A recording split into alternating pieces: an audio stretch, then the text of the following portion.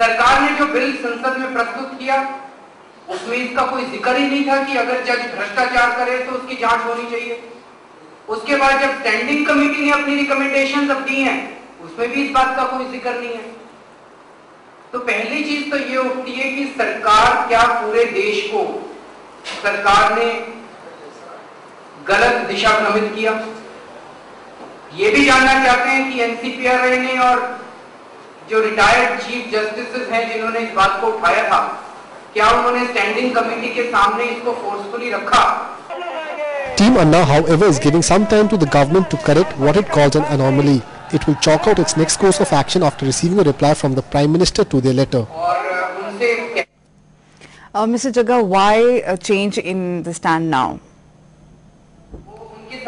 You see, this Judicial Standards and Accountability Bill 2010 ends with one line that I would like to read here.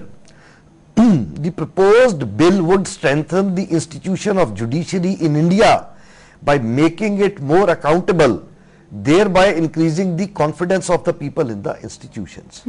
So, the effort and will and the intention of the government is very clear that they want to give a boost to the confidence of the people in the judiciary. If the public for whom this bill has been brought, if they are not happy, then the government can make certain amendments in what has become, or the government can further go to the extent of asking for a larger public opinion by deputing the SDMs or anybody else in the entire nation and collect the proposals of the people and then make a synopsis of it and then subsequently make the amendment of it.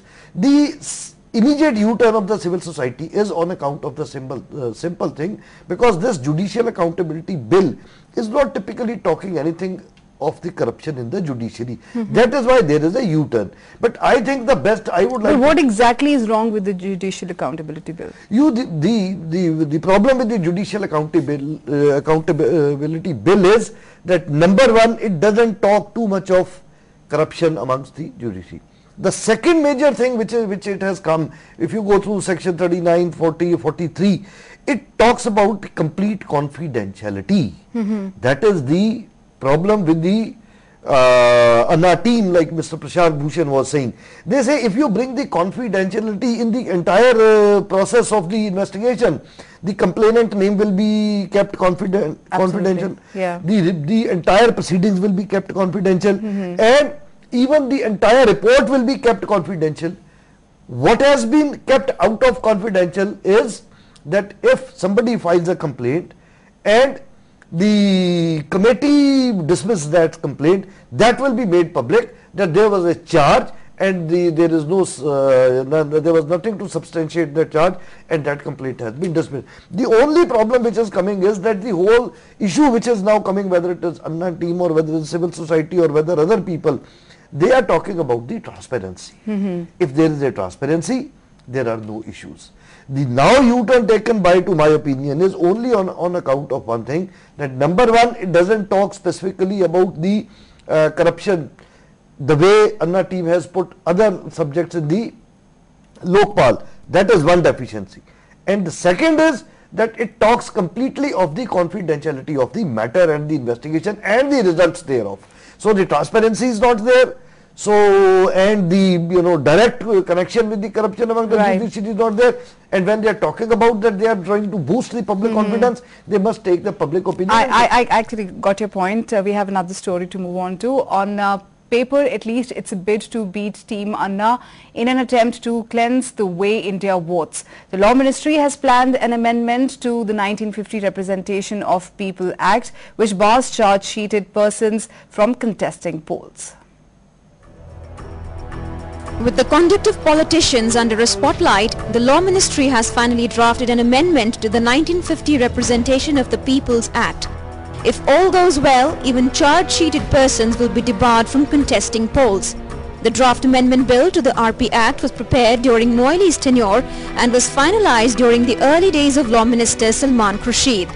The ministry has finalized an amendment bill last week and sent it to be listed before the cabinet. At present, only convicted persons can be debarred from contesting elections. This has created for the politicians a large loophole given the speed of the justice system. The Election Commission has been demanding for a long time that persons against whom charges have been framed in a crime that attracts more than 5 years of imprisonment more than 6 months before the elections should be declared ineligible to contest. Also, persons who are involved in heinous crimes like rape, murder, sexual assault and extortion should be debarred. Incidentally, a standing committee of parliament had rejected the proposal of the EC in 2007, saying voters should have the right to elect candidates of their choice and that only absconders as well as convicted persons be debarred. Bureau Report, Day and Night News. Mr. Jagga, how do you interpret this? This issue is going to bring a storm in our country, in the entire political system in our country, but it is certainly a welcome step. And it certainly is going to change the history of the future of our nation. This is the issue which people has been looking for, that these kind of people should not be coming. Although we have a little problem in that you know, the one of the principle of law says unless proved guilty, everybody is innocent. So they say that if those people, you know, who are being charge sheeted are not being allowed to contest. So the guilt is being presupposed. Yes. Right. So tomorrow if they come, they have, you know, this is not being right. done. See, we have like, there are a few cases. There is a case of Navjot Singh Sidhu who has been convicted, but his appeal is lying in the Supreme Court. The final verdict is yet to come. And similarly, Punjab Deputy Chief Minister Sukhbir Singh Badal had a charge sheet filed against him in year 2004 and he got acquitted this year. So had this law been in place, he wouldn't have been able to contest the elections. Yes, certainly if this law would have been in place, many people who are, you know, top big guns or ministers or, you know, in the cabinets, they would not have been able to come and contest the elections. In fact, this is one of the major challenges for the government, major challenges for the political parties, whether to allow this or not to allow this. But once this is allowed, it is going to, you take my word, the picture of the parliament, the look of the parliament, the look of the nation is going to be changed, and surely it is going to bring a huge storm in the country. Is it not against the covenant of natural justice? I mean, definitely, I definitely feel that tomorrow if somebody is, you know, not proven guilty and he is being debarred from contesting the elections, but some yardsticks has to be taken. Some, if the people of public opinion is coming by way of bringing Lokpal, which was never there, if there is a people opinion that people who are charge sheeted should not be allowed to contest, and certainly I think there are other issues also. The people can, you know, take the party positions, people can become the key functionaries of their political parties. They may not be able to come into the power, but power should not be the only factor left, and I think it's going to create a huge storm. I'm not sure whether it will be able to go through or not. Right, stay with us, I'll come back to you. The All India Jat Arakshan Sangharsh Committee today gave an ultimatum till February 19th next year to the Bhupinder Singh Hooda government to accept their key demand of reservation in jobs. Non-acceptance would mean a massive agitation. The government was warned.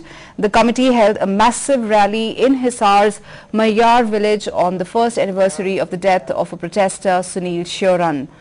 Speakers at the rally said they were aware that the code of conduct was in place ahead of the October 13 Hisar Lok Sabha by-election, but the Hooda government was mistaken if it felt that they had given up on their demands.